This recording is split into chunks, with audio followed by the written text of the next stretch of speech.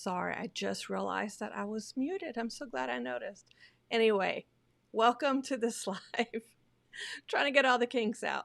I hope you're doing well on this Tuesday afternoon and that you had a good Tuesday morning. You know, it is a homeschool day for us anyway, so I'm trying to fit in this live here um, at a time when my kids are doing some independent work. And so hopefully that works. Hopefully that works for us. I mentioned before I've got autism in the house, and so one of my kids really struggles regulating his emotions when he's frustrated, especially. So hopefully I don't have to end this live because I've got a child who's overwhelmed and melting down. If I do, I'll do it another time. But we just got to do what we got to do sometimes, don't we? So let's see. Want to kind of make sure I've got everything set up. Let me know as I go through our curriculum choices if there's anything specifically that you'd like an in-depth review on later. I'm really going to try during this video, this live, to not go into review mode because we don't have time for that, right? And I got to get to do some writing with my kids later on. After this live is done, I got to work with my kids, just like I'm sure you need to work with yours. So let me know if there's something you want to hear more about later in depth. And then I could probably do it in this format as well, which I think could be super helpful because instead of me guessing about what you want to know about a specific curriculum option, you could just tell me right there in the live and I can answer your questions. And so I think that could be super helpful. So also let me know in the chat where you're viewing from, and if you have, as during the course of this live, if you have any questions that you'd like me to answer, I'll try to keep an eye on that and answer any questions that come up. Okay, so let's get started. So today I'm letting you know about our 5th grade curriculum choices for this current school year, and we'll let you know how it's going, not just how I hoped it would go. Let's see, before I jump into the curriculum choices, I'll just share with you that I do set up guidelines for myself before making curriculum choices. And these guidelines are, first of all, so that I keep in mind what's important for our family and for each particular student. So I don't get blinded by like shiny new curriculum and think, oh, this is awesome, I want to do that. Not keeping in mind that it won't work for us for some specific reason that I if I had thought about it up front, I would have known. And I've done that, chosen curriculum that doesn't work for my family. If I had just thought about it, I would have known and could have avoided some problems.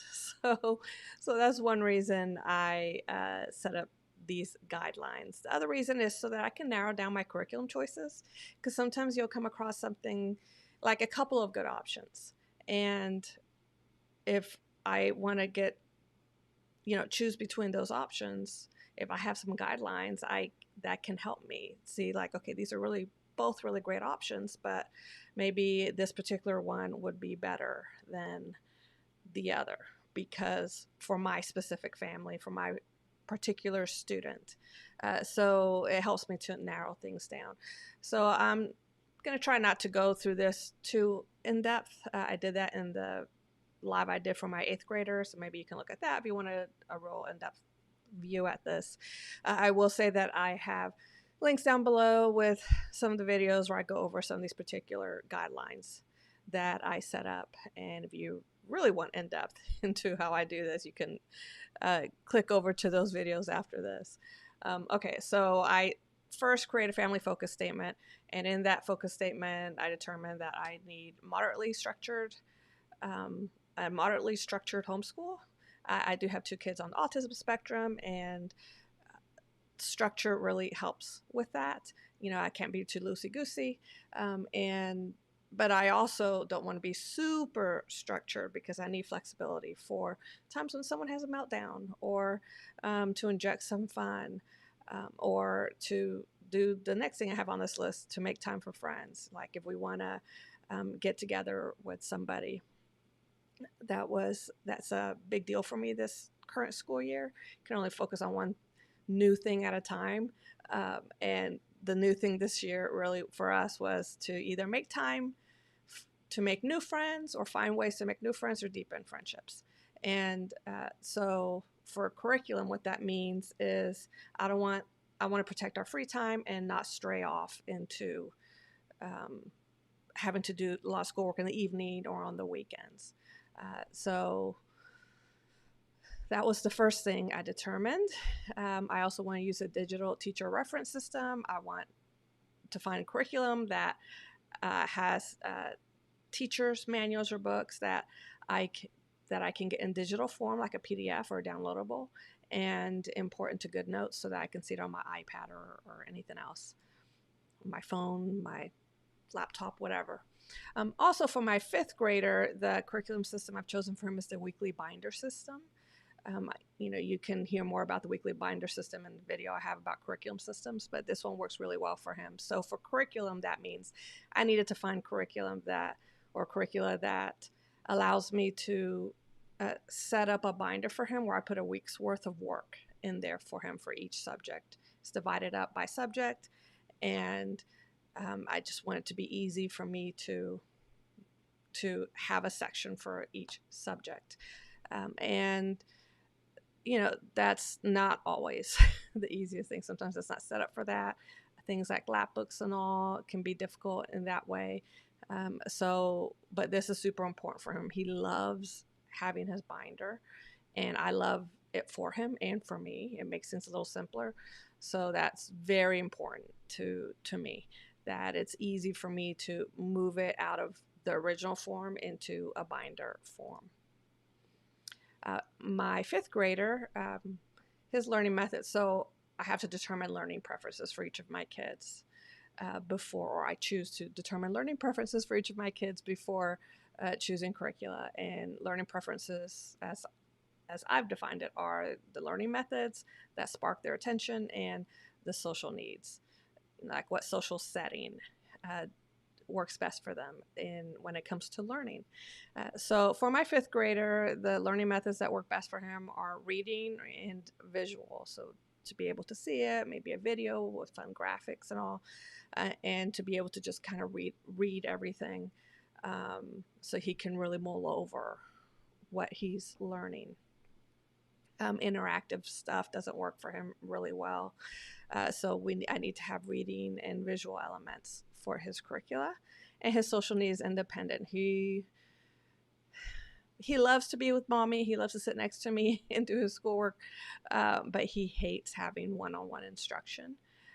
And so if I can find a way for him to learn things independently, of course, especially with fifth grader, I do teach him and help him when he struggles and guide him through stuff. But the more he can do independently, the better. So I have to keep that in mind when I'm choosing curricula.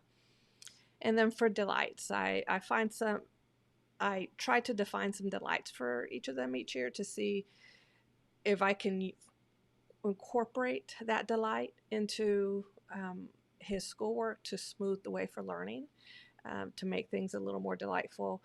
Not magical. There's a difference between delight and magic. Like, I'm not expecting him to be like, woohoo, this is the most fun I've ever had. Because, it's still schoolwork. But if I can make it a little more fun for him, a little more pleasant for him, I think every time you try to make something a little more pleasant in a way that actually works for them, that adds up and can have a big impact on how the school day goes. So for him, he loves Lego. He loves building things with Lego. He's really good at visual spatial stuff and building things. He loves to just sit and create things with Lego and with blocks and that kind of thing, but Lego especially. And also he really loves history. He loves history stories specifically, not just learning about history just in general, but he loves it when it's in story form. But the overall guideline for me when it comes to schoolwork for my kids and choosing curricula is to just get it done. It doesn't have to be magical. I make their days magical by protecting their free time so they can work on things that they want to do or just do things that they want to do. And I don't look for curricula that's magical. For me, that doesn't work for my family. It might for yours, but not for mine. I just want to get it done. You know what's magical to them? Getting it done at a time during the day when they have a lot of free time. That's what's magical for them. All right, so let's go and start going into the curriculum choices that I've made. Um, you'll see in the right on the right hand side, first of all, some symbols, and so my choices will be marked by these symbols. So if I have a smiley face, it means that I chose that curriculum option because I might be able to incorporate delight into it. The check mark means I feel like that was a good choice for me, for my son and for our family in general. The plus sign means that this was something I had to add later on. I didn't start at the beginning of the school year and I hadn't planned to do it, but I had to add it for one reason or another. The kind of symbol means it's okay. It might mean that it's getting the job done. There's nothing special about it. Hi, Jessica. How are you? Thank you for joining us here. Let me know if you have any questions. Anyway, the might mean that it's going okay, nothing special about it, or it could mean that I don't love it, but I don't hate it enough to get rid of it. You know what I mean? And the little minus sign means it really didn't work. Like I had to dump it. And I'm not big on dumping curricula during the school year unless I absolutely have to. I feel like there's lots of things you could do to make something work. And sometimes you just kind of have to give it time. Everybody gets used to it. But sometimes you got to get rid of it. Sometimes it's like it's over. So those are my little symbols. Starting off with math. All right, so for math, I make these guidelines and I immediately, already on the first one, we see how I strayed from it. And that's the thing with guidelines. Even when I make them, I stray from them sometimes and always regret it. But I'm getting better about sticking with my guidelines. Now, this was purposeful, though. Power Homeschool is an online homeschool option. It's a CELUS, if you're familiar with that, where they use it in schools. That's like the accredited option. That's very expensive. And then they have this homeschool option called Power Homeschool. It's the same framework. And it's like $25 a month. So, and they can do a bunch of subjects for that monthly fee, each of your kids. So, and it's $25 per kid. So anyway, I'm trying not to get into the reviews. But anyways, online homeschooling, and there's different courses that they can take. I think I can actually show you. I have let me show you a little video of kind of the Acellus framework, if you can see that. Let me pause this, back it up. So I have things blurred out, like names and stuff blurred out. But you see, this is for my 8th grader. These are the subjects he's taking. They get on here and they click on it and they go through their activities. And you see, like, this is for algebra for my 8th grader. All the activities and learning for the year. So that's Power Homeschool. Let's get back to... So the reason I chose this is because it is visual, it's video driven, and I looked at some of the videos for the math, specifically for 5th grade, and it's nice that they can do these videos and have like some graphics and have like present the material in a fun way. That's why I chose it. That's one reason I chose it. The other reason I chose it to use Power Homeschool this year, which was a risk for us because I'd never used it before, but I was feeling like I really needed a little bit of a break. I wanted them to get some teaching in another way instead of me teaching all of my kids, my 3 kids, every subject every day. I look for ways where I can offload some of that teaching, and online homeschooling seemed like a good option. But I saw pretty quickly that for math, I've decided already that I don't want to do any kind of online schooling for math for any of my kids anymore. Math is just one of those things I feel like you just need to have pen and paper and really go through and practice it. So I have the symbol because it's getting the job done. We're going through it. He's struggling with it. And I think part of the struggle is because he doesn't have the worksheet in front of him. Like, he's very visual. He wants to see everything right there in front of him. And with Power Homeschool, they present the material and then they move into the activities as one problem at a time. And then he does the problem that enters in the answer. And so that's just not working out for him. And sometimes with math, I've noticed for my 8th grader, especially, the way you enter in the answer is a little bit weird. So it's not bad enough for me to quit it. It's getting the job done, but I won't use it again for math. All right. Another thing I have, you'll see this one marked as extra, thinking about times, from the Critical Thinking Company. And I have it in the math section, but it's actually math and language arts type stuff. I was looking at the Critical Thinking Company website and looking at all of their options for my 8th grader, and I found some resources that I thought would work really well for my younger kids as well. And this was one of them. This is more to fill in any holes that might be there about time and working with time. I noticed with my 3rd grader, he needed that. And so just to be sure, I'm having my 5th grader go through it as well. And it's marked as extra because if we don't get to it, then that's fine. This is something that they do on easy weeks. We have these easy weeks throughout the school year. That's just the schedule, the yearly schedule I have set up for them. And so it's not any one of our core things that we do. But how's that going? It's going okay. Anything new my 5th grader struggles with and doesn't like. But once he got used to it, it's just a worksheet or a workbook type thing that I printed out so that I could put into his weekly binder. And once he realized how it worked, he was okay with it. I won't know if it's a check mark, like a great resource, until we finish going through it. So that this is still a TBD of how much I like it or not. All right, for language arts, again, we're doing Power Homeschool. Now, Power Homeschool has just a general language arts type course, and it's supposed to cover, and I guess it does cover, literature, concepts, grammar, spelling, writing, all of that. But I don't feel like it covers all of those things well, at least I'm not happy with how it covers all of those things. And some of those items I feel should be covered separately anyway and should be focused on. So I'm using the language arts on Power Homeschool primarily for my kids, primarily for the literature reading aspect, for them to learn literature concepts. And that's going okay. They read excerpts and answer questions and learn some grammar along the way and that kind of thing. There's nothing special about it.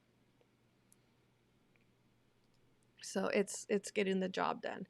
Now for spelling, I'm using Spelling UC and for my 5th grader, and we started off the school year in the Wild Tales level. They're not numbered levels, they have names. So he was on the Wild Tales level, and then we finished that because we were finishing that from last year, and then we moved into the Americana.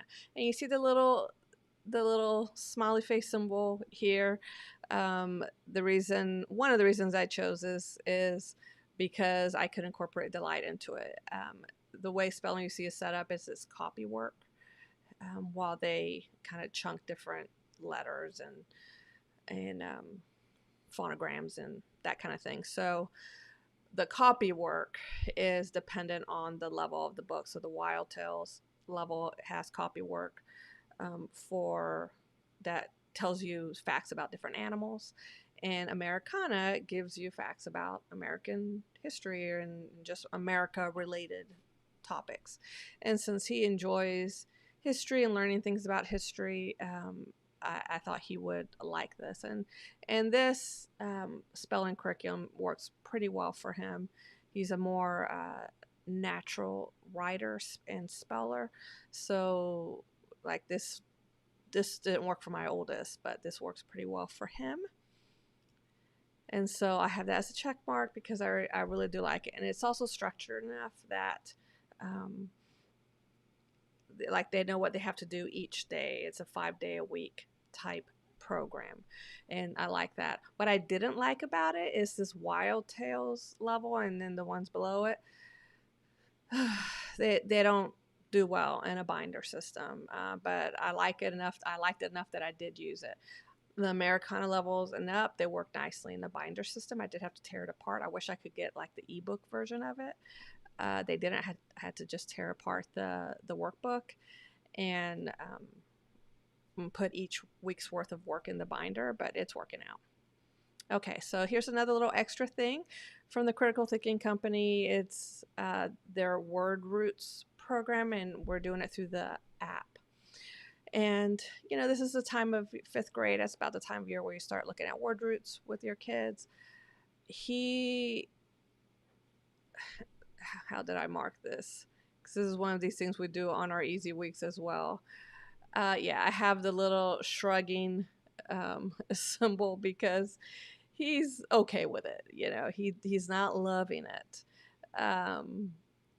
Some days he's really mad about it, and other days he's like, wow, I actually really learned something. For him, so just like Power Homeschool, I tried, instead of putting something in his binder, I tried to do some online options because I would love for all of my kids to do a digital curriculum system eventually. Like my oldest is doing, he's on a digital curriculum system. But for my 5th grader, I just don't know that that's going to be a good option for him. And this app is an example of that. Getting a workbook that I could put into the pages into his weekly binder probably would have been a better option for him. Maybe he wouldn't have felt so stressed out about that, and it would have been easier for him to come to me and show me what he's struggling with, for me to mark up the page and this and that. So something about the app way of doing things is just not working too well for him. But I decided on our easy weeks to go ahead and continue using this, and then just next year I wouldn't do that. Maybe get the workbook version of it. Okay, so another little extra option, and this time for grammar. So I said that literature and reading we're covering with Power Homeschool, and also some grammar concepts. And grammar is one of those things that I'm not focusing on heavily this year because we focused on it a lot last year. Now, let me just give my caveat. Always refer to your local homeschool laws about what you need to cover and how much of it you need to cover and all. For us, we do need to cover grammar, but like the level of grammar, like how much of a focus I need to put on it each year, I feel like I've got some leeway on. So we had a huge focus on grammar last year. This year, not so much. This year, I want it to be more of a review and support of what we learned last year. And so I'm doing that with the Editor-in-Chief app through the Critical Thinking Company. Again, I could have gotten this as a workbook, and I should have. I should have. That would have worked better for him. But I wanted to try doing some online stuff with him, since they are still very visual. I mean, it still fit within his learning preferences. But he really has a strong preference for a binder system for his schoolwork. And so next year I need to do a better job of sticking to that. So that's an okay. I guess it's going okay. All right, now cursive.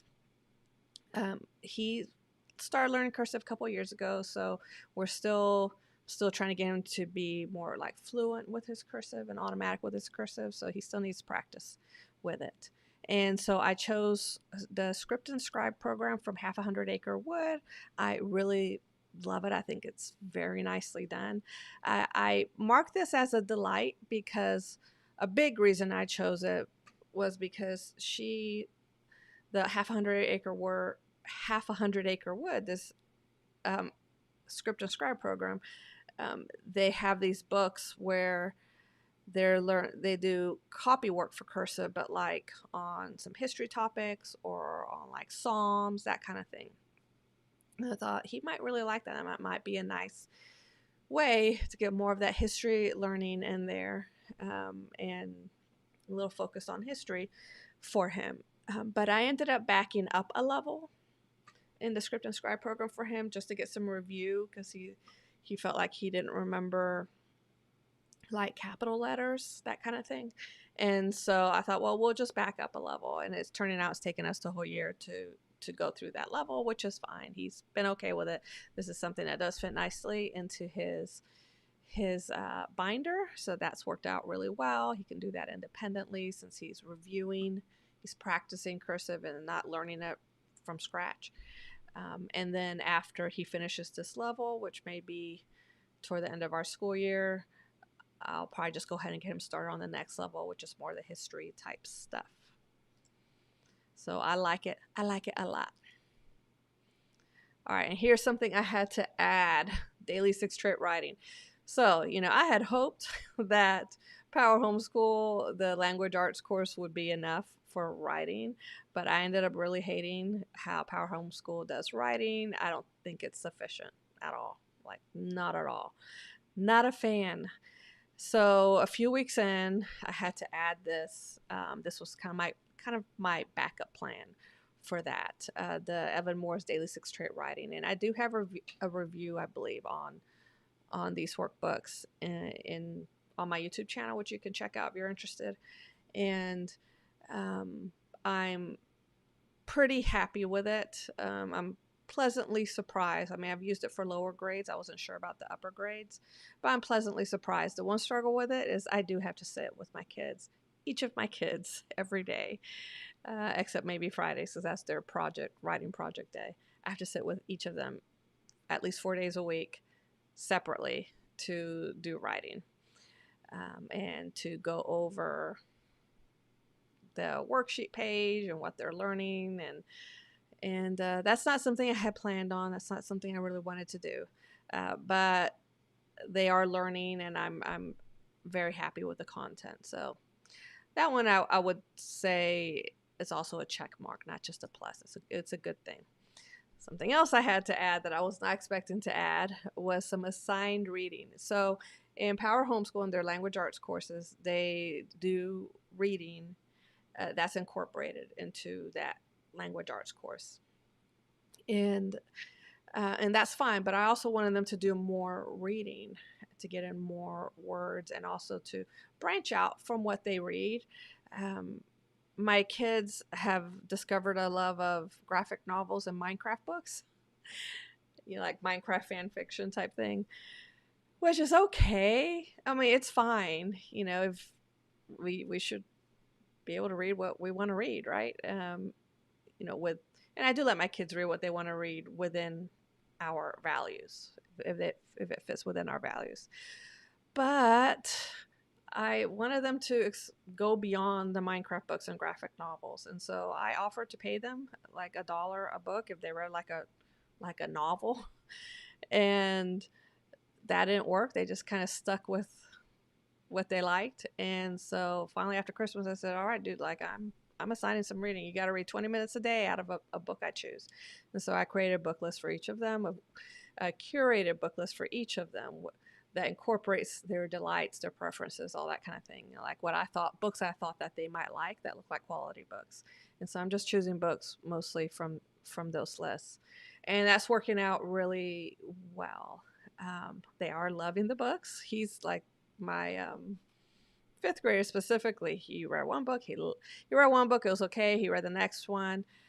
He loved it. He wanted the sequel to it, so that was on the book list. But I got him the sequel, and I'm still paying them the $1 for book because I said I would, and that's working out really well. So this is something I had to add on, but it was worth adding on. All right, now good citizenship, social studies. So we need to have some kind of good citizenship course in our homeschool in our state. So what I chose for him was Alpha Omega's social studies course for 5th grade. Now, I've never used Alpha Omega before. I thought it would look similar to the ACE PACES that we used last year, where it's split up into like smaller books. Instead of one big workbook, you get to like the smaller books, and they focus on mastering the information in each of those smaller books. And there's some things I don't like about the ACE PACES, which Alpha Omega doesn't need to have. So I was like, oh, I should really like this. And I ended up not liking it. I ended up not liking this. I've got the shrug because I don't hate it enough to get rid of it and move on. I mean, we pay good money for it. And I can do, if you're interested, I can do an in-depth review of this because I've got a lot to say about the Alpha Omega workbooks. Got a lot to say about them. So we're just gonna finish out with it. We'll finish it, and then next time around, I'll choose something else for sure. You know, I wish I'd chosen the Power Homeschool Social Studies course, but I thought he might prefer this instead, since it is more some history stuff and reading it, and but I think he probably would have been better off with the Power Homeschool history course. So, well, win some, you lose some. Science, same story. I do like to choose a Christian science program, and I chose Alpha Omega thinking it'll be great. I don't think it's great. It's not great for us. And for some of the same reasons, that's the social studies course, and then an additional reason. So if you're interested in depth review, let me know, and I will go over that with you. Okay, so for Bible, now we're getting into some of our, like the non-core, more elective type stuff. For Bible, I like to have them do some kind of devotional or something. In elementary school, I focus more on devotionals and learning Bible stories, that kind of thing. And so for my 5th grader, I had my youngest going through Louis Giglio's devotionals. He's got like 3 books for kids: Indescribable, I think How Great Thou Art, another one, I can't remember the name, Wonders of Creation, maybe, something like that. And so I had my youngest do that, and my 5th grader was a little jealous. He thought he might really like those. And so after he finished whatever he'd been doing at that time, I started him on these devotionals. And so I'll just have him go through these 3 books. They read one a day, and they include like some science type fact in each one, as well as the devotional. And I'm a big fan of Louis Giglio. I've served in his ministry and also in different ways. And so I'm really happy with this choice. And my 5th grader really loves it too. So he just reads one of those a day, and they're split up per day. Now, other electives, Spanish. So Power Homeschool had Spanish for elementary. So I thought, we'll go ahead and try it. Big fail, big fail for him. The way they do the Spanish is basically, it's like an immersive type thing where the teacher in the videos just speak Spanish. And I think I understand why they're doing it. You know, immersion is the best way to learn language. That's how I learned to speak English when I was 5, 6 years old.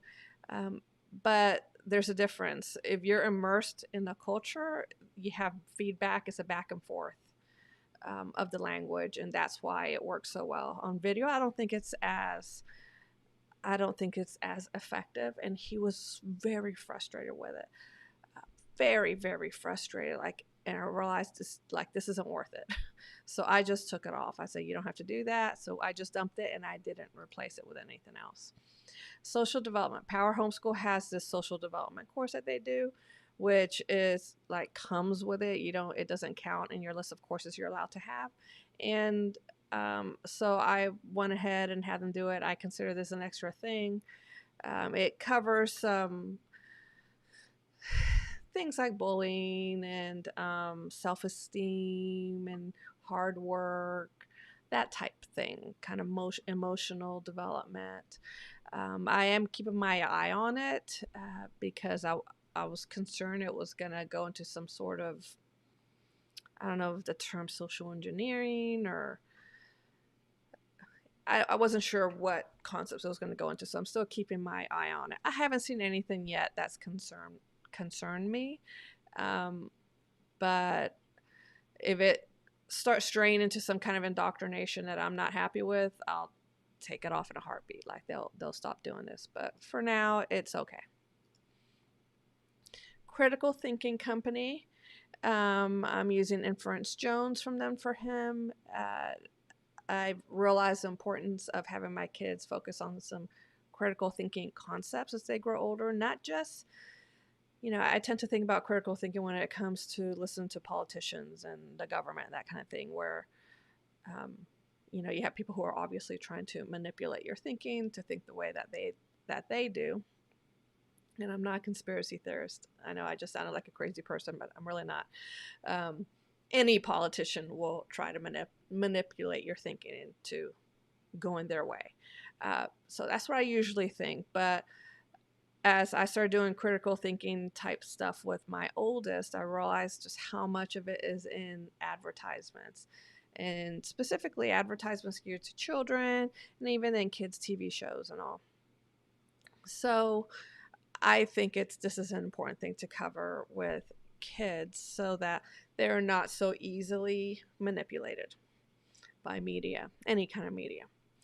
And so this is going okay. This is kind of a new thing for him, something he's doing during the easy weeks.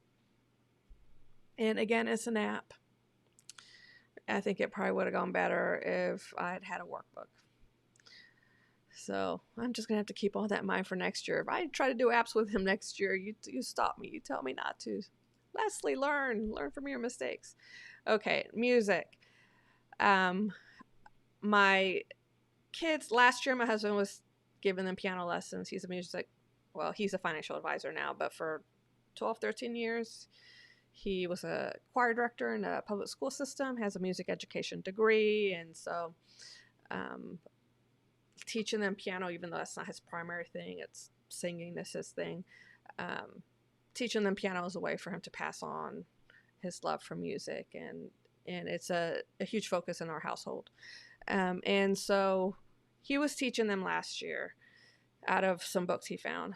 And we did that for the year, but that was kind of a struggle because he was doing it after work, and sometimes he wasn't in the mood or had to work late. And so my kids were kind of waiting around for him, and then sometimes we had to delay it. And so that didn't fall into the moderately structured kind of way I wanted to do things for school. I wanted to keep things somewhat structured where we knew what to expect each day.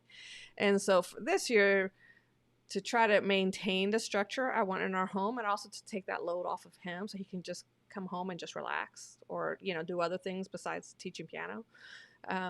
I wanted to find an online piano learning option for my kids. So I found Homeschool Piano. You can get a really good discount off of it on the Homeschool Buyers Co-op, and it's online piano lessons. And we started off with that, but I ended up removing it. And this one's a little hard for me to define why it didn't work for us. For me, part of the reason was it focuses more on jazz, and it seems to have this goal of improvisation, and that's not what I want. I just want them to learn music theory, and I don't even care if they ever play me a song, like a long musical composition. I don't care if they ever even do that.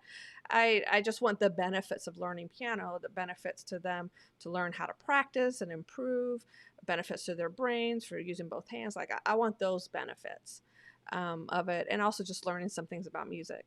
I'm not interested in them learning jazz and improvising. I want it to be more straightforward and structured than that.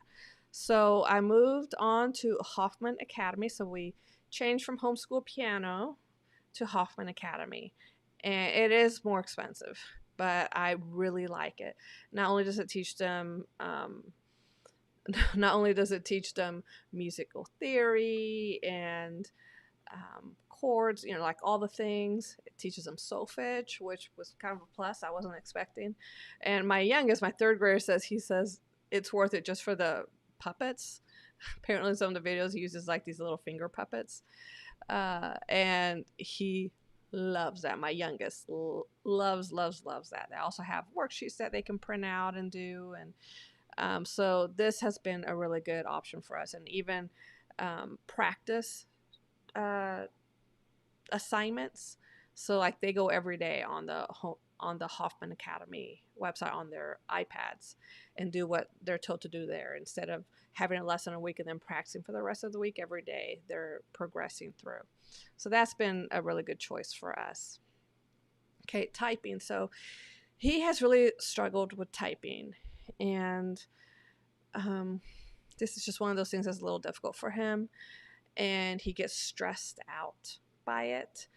And so this year I chose Typing Club for him, which is, I think there's a free option, just an online typing instruction program. I think there's a free option. I'm not sure. There's a paid option. And he ended up not liking it.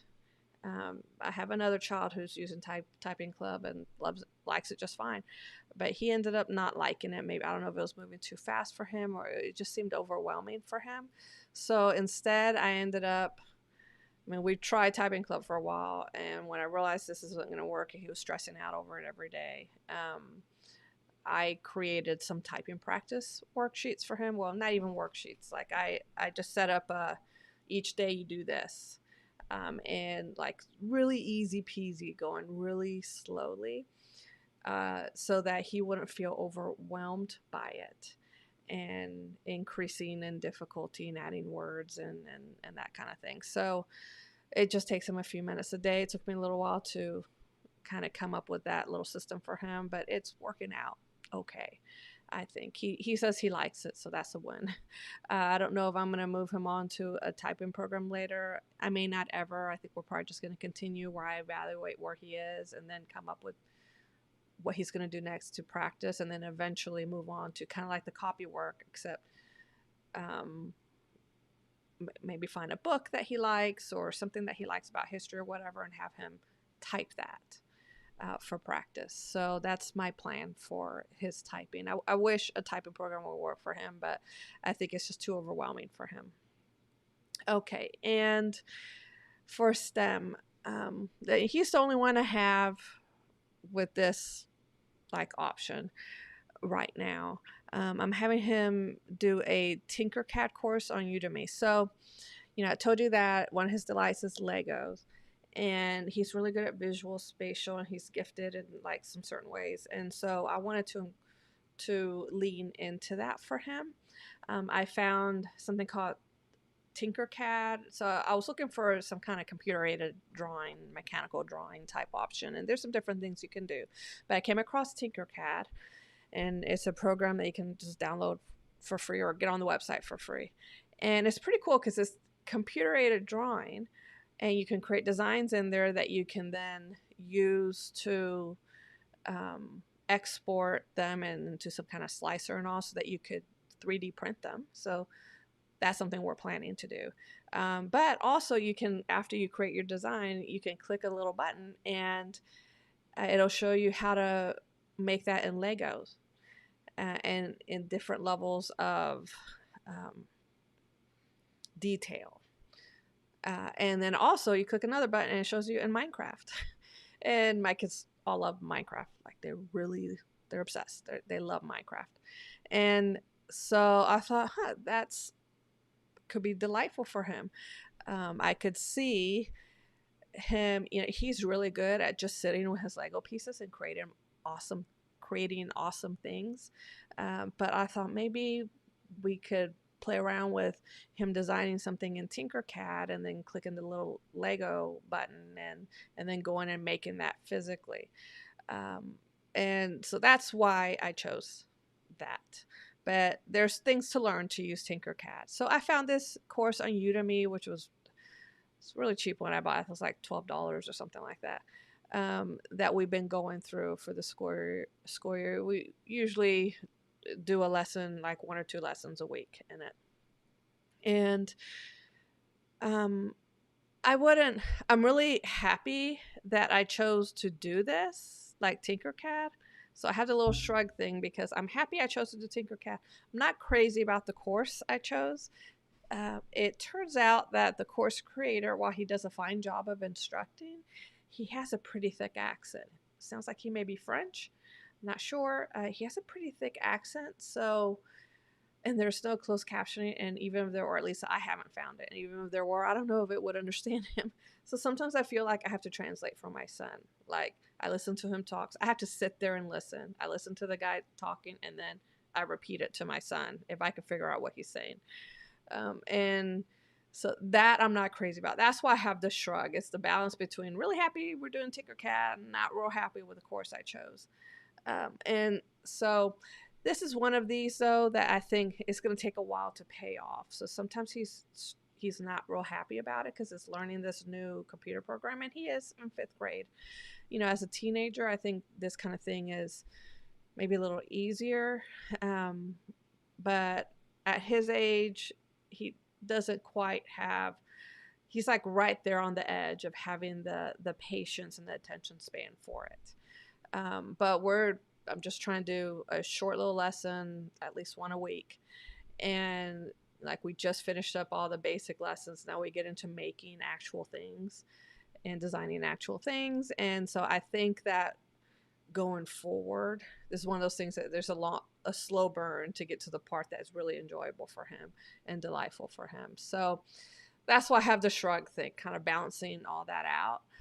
But this is the kind of thing I wish I want to be able to do for all of my kids each year, kind of inject some delight into their schoolwork, where they see that, yeah, you need to learn the things you don't love, like math and science when it's boring, and, you know, all the different grammar.